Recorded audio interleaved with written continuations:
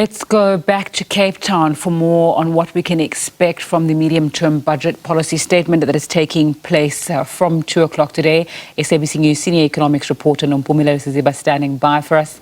A very good afternoon to you again, Nompumelelo. What's the latest there? Thanks very much, Nzinga. Well, I took your advice and took off the jacket so that I could be more comfortable. Thank you for that. As you know, we are anticipating the Finance Minister, Enoch Godongwana, to speak at 2 o'clock to tell us how government is going to deal with the current difficulty of the fact that revenue is not coming in at a fast enough pace, and government has been expending at a much faster rate. And somehow there needs to be a balancing act. But how is this going to be struck? Well, we don't know, but to discuss this, I have with me Maarten Ackerman. He is the chief economist at Citadel. Thank you very much, Maarten, for joining us. A bit of a pickle that the Finance Minister, National Treasury find themselves in at the moment. What do you think are some of the resolutions to the current gulf? You're 100% right. I think, we always say it's a tough budget, but this one is specifically quite tough. The budget is about two things. It's about the revenue and expenses. And very often, expenses are within our control, but the revenue is not always in our control. So we think where we are right now, like you said, the revenue is way less than what they've expected. And that's largely as a factor of external factors. The commodity cycle is fading, commodity prices are down, so we don't see the same tax collection from the mining sector like you used to over the last couple of years. That's the one thing. Maybe some internal factors as well. We're battling with the ports to export the amounts that we can export so that we can address. And then on the expense side, most of that's in our control. So we're talking about things like the wage increase, the social grants, and that's difficult things. You can't just get rid of that. But it's to get the balance right between what do we definitely need to do on the expense side without increasing that even further, and then making sure that we actually do the right things to get the economy growing, to sort out the revenue side. Because you can't just wait and say, well, if growth someday will come, until then we're going to borrow, because that's just totally unsustainable. So the Finance Minister talked about a budget deficit of 4% of GDP in the February budget. What are you guys now estimating based on your calculations, given what's happening? And what for you would be a pressure point or a danger point for us as South Africa? What sort of budget deficit would cause alarm? Well, I think, just back to the expense side, we're talking about probably north of 70 billion, more than what we've budgeted. That's on the expense side. On the revenue side, we're not sure about the number yet, but it's probably going to be about high 30 billion less in terms of revenue. So that causes the deficit to go probably somewhere between 5.5. It's actually not just about the number, but in terms of what is put on the table in terms of managing that going forward within the framework. The other side of that equation is obviously where debt to GDP is going. So what we are looking for is, well, it is what it is right now, but what are we going to do to make sure that that number doesn't increase even further until we start to see some of the reforms coming through to actually lift the economy to really provide us with more sustainable tax revenue? I think what's been disastrous for South Africa is our strategic state-owned companies have really let us down. Eskom's been one of them. They got support to the tune of 254 billion rand in the February budget, although that is being phased in, over 3 years. And now we're hearing Transnet also looking for a certain number, somewhere between 50 and 60 billion rand. Do you think that the government will have to provide that, and can it afford to? Yeah, affordability, we think the answer is clear that, where we are right now, there's just not enough revenue to actually support that. You're 100% right that, Transnet's been on the background. It was all about Eskom. Eskom is not out of the woods yet, but at least now there's tax incentives for the private and the public sector to say, well, go solar, look at alternatives. And now we're facing with Transnet. And if you think about the experience from Eskom, how many bailouts that they get, you can add to the mix SAA.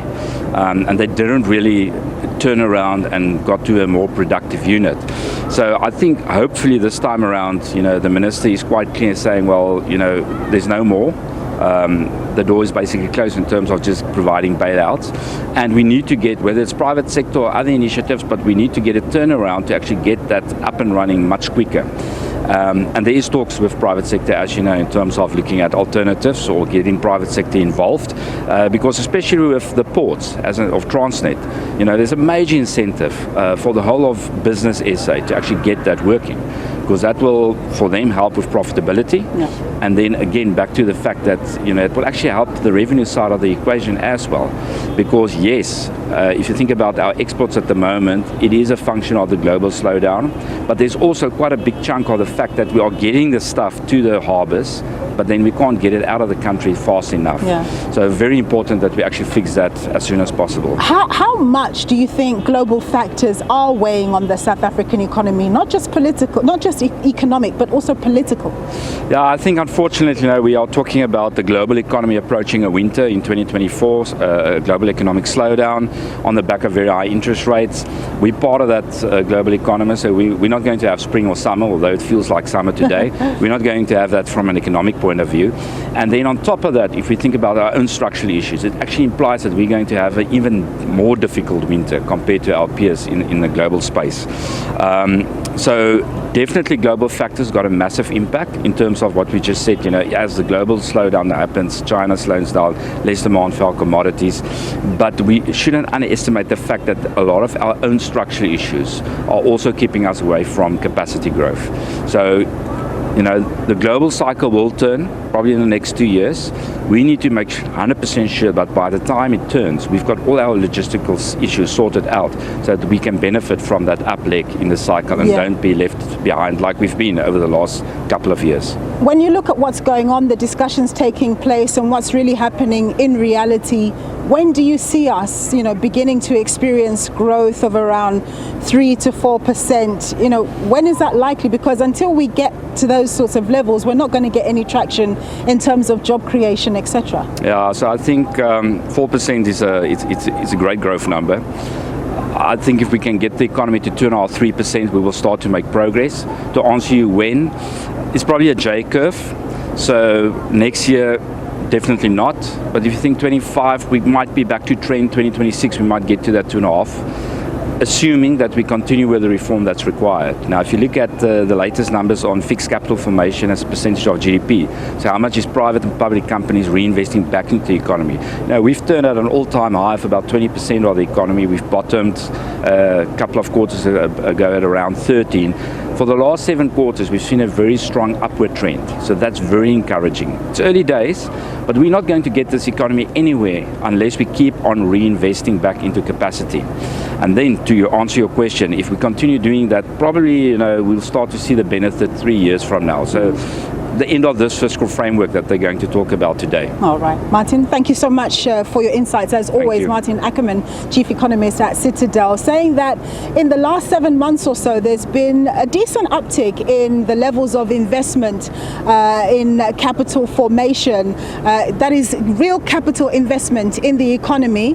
A lot of that has to do with the energy story, with people investing in renewable energy and that kind of thing, because many businesses are deciding to invest so that they can run more optimally and efficiently without having to worry about load shedding. Same with a number of households, and we know that government also put in place some incentives for households, but just on solar panels, not the rest of the whole gear, your inverters and your batteries, etc., etc. But I suppose it's a start. So it's important that we're seeing that investment coming through, but we have to wait and hear from the Finance Minister whether he has any incentives in play for the private sector to do that much more so that we can get economic growth going in the country.